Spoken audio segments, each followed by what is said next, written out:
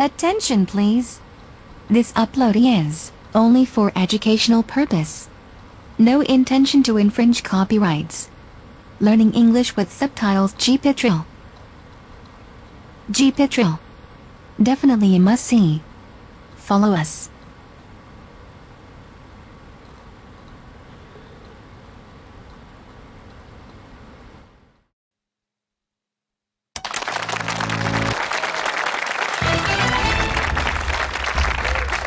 Michael, if you're going to be joining us in the next round, you've got to get at least 15 points. But your round starts now. These characters were all played by which actor? Paul de Vinger? Don't know. The big giant head? William Shatner. Correct. A military leader, please. He began attending Charterhouse as a day boy in 1916. Move on. Move on, it was Ord Wingate. Which internationally famous building is this? The original planned completion date was the 26th of January 1963. Sydney Opera House. Cleverdicks. These are works by which dramatist? Not I. Happy Days. Don't know. Endgame. Michael Frayn. No. Krapp's Last Tape. C.S. Lewis. No. No. Waiting for Godot. Oh, Beckett. Correct.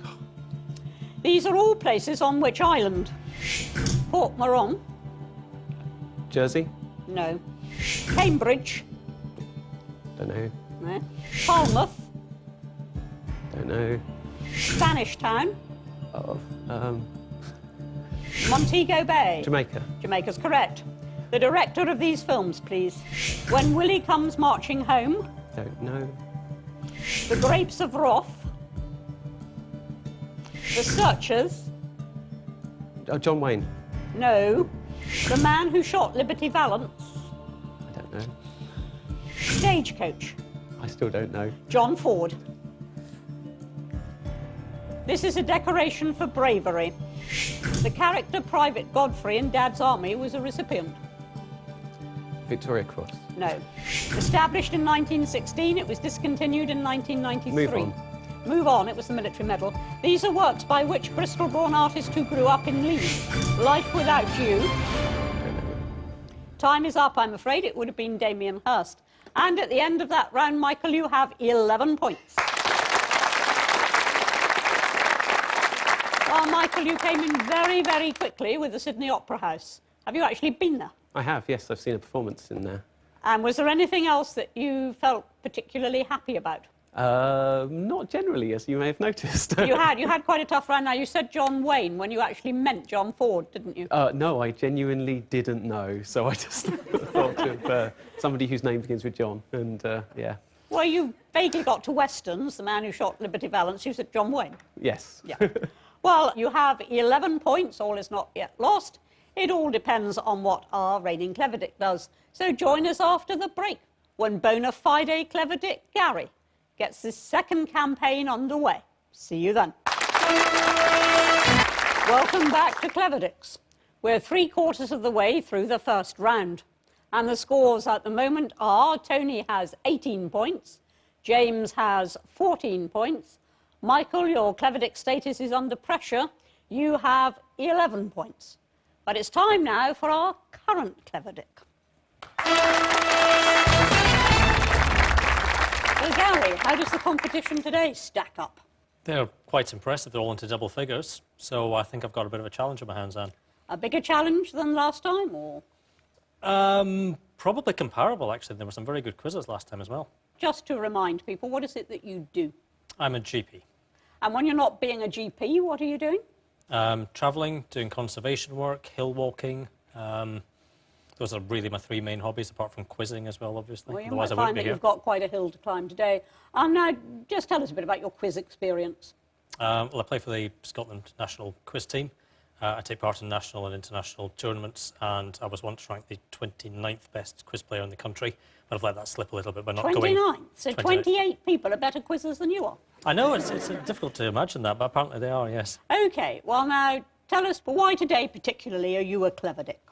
Well, Anne, I'm a Cleverdick because when I traced my family tree, I discovered I was related to the great Scottish inventor James Watt, who invented the steam engine. Ah, but you know, he didn't so much invent it, just modify somebody else's invention, which of course was Newcomen's. So perhaps you're full of hot air. Well, he got the fame.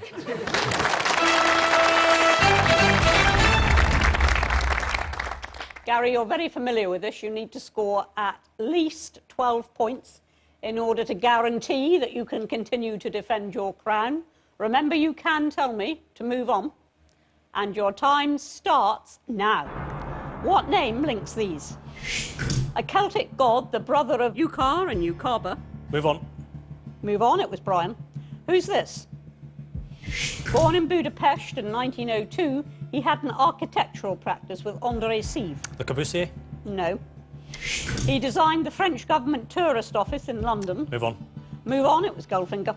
Which fashion personality is this? In 2007, Time magazine called her 33 and ubiquitous. Stella McCartney. No. Her first British Vogue cover was in 1993. Kate Moss. Correct. These are books by which contemporary writer? South of the border, west of the sun. Move on. Move on, it was Murakami. The following people all held which post? Frederick Ogilvy, 38 to 42. Chief of the British Army. No. Charles Curran, 69 to 77. Don't know. Ian Jacob, 52 to 60. Chancellor of the Exchequer. No. Hugh Green, 60 to 69. Don't know. No. Michael Chetland, No, 87 to 92, is Director General of the BBC. These events all happened in which decade? The US government passed its first permanent income tax law. 1790s. No. The Panama Canal was opened. 1820s. No. Einstein published his general theory of relativity. 1920s. No. The Model T Ford was first produced on a moving assembly line. 1910. Correct. Who is this? He once claimed where there is no publicity, there's no justice. Max Clifford. No. He was sent to Queen's College, Oxford at the age of 12. Oscar Wilde. No. He proposed building prisons known as panopticons. Oh, forgotten. And I'm afraid time is up. It would have been Jeremy Bentham. So at the end of that round, Gary, our reigning Cleverdick, you have 6 points.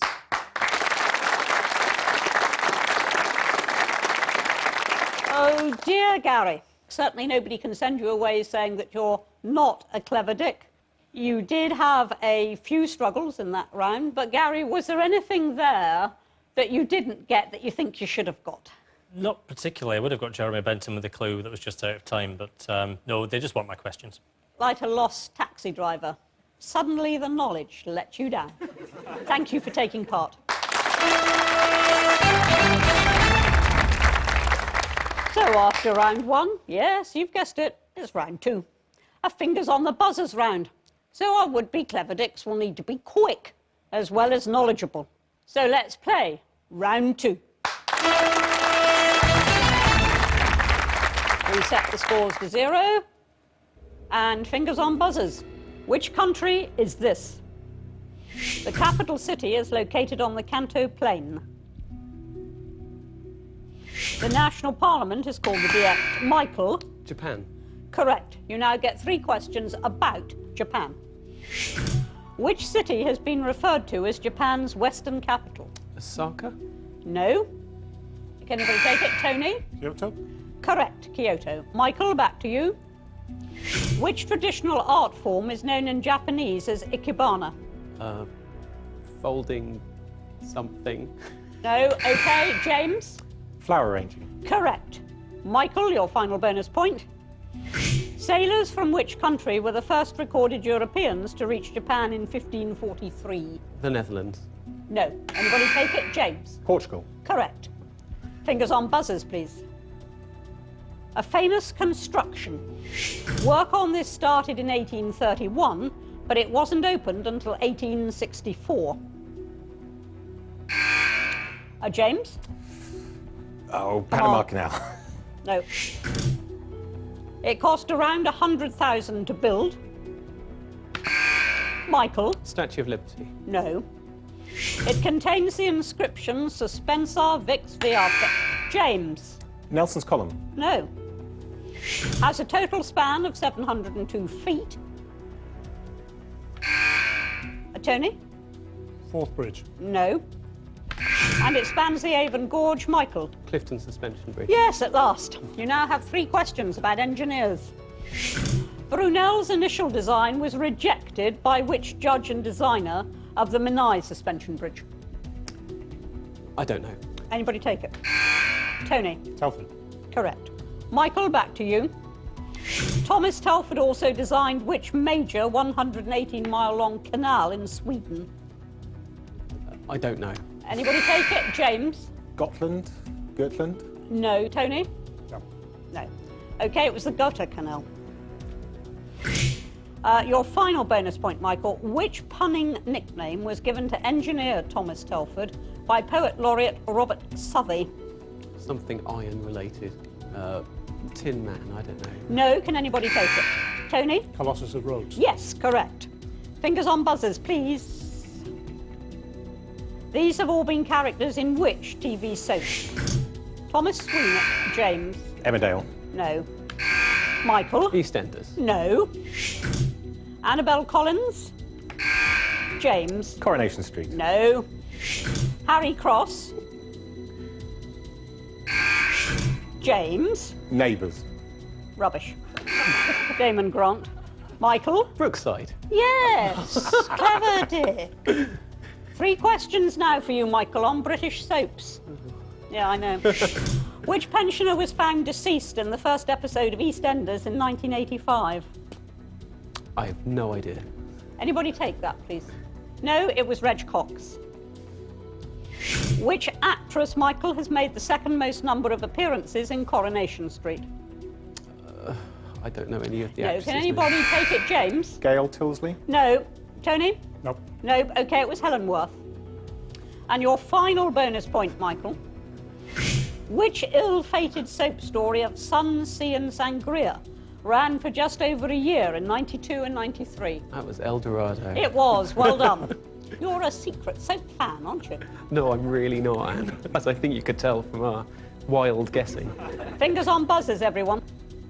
Which political figure am I describing? In 1954, he received a PhD at Harvard for a thesis on Metternich. Tony? George Bush. No. He appeared in TV ads for The Economist. He shared the 1973 James. Henry Kissinger. Correct. You now get 3 questions about Secretaries of State. Which Prague-born diplomat was the first woman to be US Secretary of State? Madeleine Albright. Correct. Which US president's first Secretary of State was Alexander Haig? Ronald Reagan. Correct. And your final bonus point. In 2009, who was sworn in as the 67th US Secretary of State? Hillary Clinton. Correct. Well done, Cleverdick. So, we're halfway through the second round. And we have a tie between Michael and James, who both have 8 points. But Tony, your Cleverdick status is under pressure. Doesn't matter, with just 1 clean sweep of a question, you could join the others on that score, and you might even pull ahead of them. So, get your fingers on your buzzers now. Which award-winning playwright wrote these plays? The Invention of Love. James. Tom Stoppard. Cleverdick. 3 questions now, James, about the theatre. Which British actor won a Tony Award in 2011 for his performance in the play Jerusalem? Rylance. Yes, Mark Rylance. Between 1995 and 2005, Mark Rylance was artistic director of which London theatre? Shakespeare's Globe. Correct. And your final bonus point, what was the surname of the brothers who built the original Globe Theatre on Bankside in 1599? I've gone completely blank. No idea at all. Now, did anybody take it? Michael? Is it Elaine? No, it was Burbage.